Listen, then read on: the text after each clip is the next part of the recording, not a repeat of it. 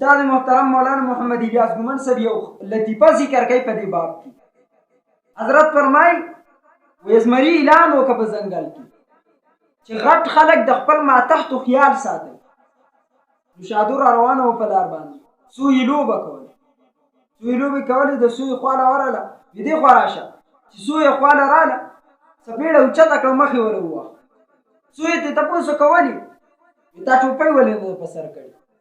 نو سویې ورته ویله ویل جي ما ته پته ده چې باچا صاحب حکم کړی چې د خپلو ماتحتو خیال ساتئ، خو زما غوږونه بوس بوس دي، نو زه ټوپۍ نشم په سره ولی.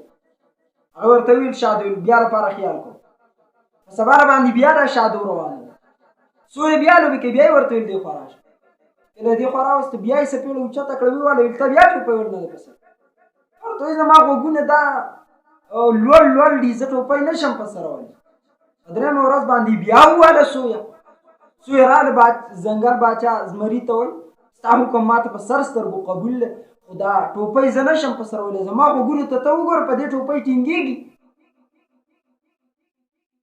زمري دا شادو راوغوښته، ورته ویل ګوره ته وال کوه چې لاس دې خامخا خارښتېږي، وال کوه، خو څه بانه خو ګوره که نه.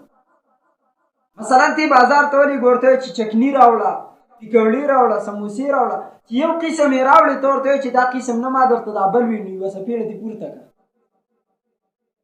سوی شادو دغه شانتې وکړه، شادو ته زمری طریقه ورښیي، سوی ورته د یوې ونې لاندې پټه شوې ده. دې کې په سبا باندې شادو روانه وه په لاره، سوی لوبې کولې، ویل دې خوا راشه. چې کله یې سوی راوسته، ورته وایي بازار ته لاړه شو، پیکوړي راوړه، سموسې راوړه، چکني راوړه. سوی خو هر څه پرون له اورېدلي وو، هر څه یې اورېدلي وو، نو لاړه هر قسم چکني، هر قسم پیکوړي، هر قسم سموسې راوړه، چې هر قسم یې ور راوړه. شادو له ورکړې، شادو یوه سموسه وخوړه، ویل ما خو دا نه ویله، دا خو الو والا ده، ما ټماټر والا ویل.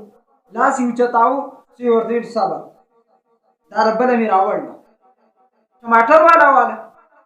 چې یې ویله ورکړه، په چکنۍ کې ګوټ وکړ، ویل ما خو دا چکني نه ویله، دا شادو وایي بل قسم ویله. سوی ورته ویل دا لا مې هم راوړله، وال مه کوه.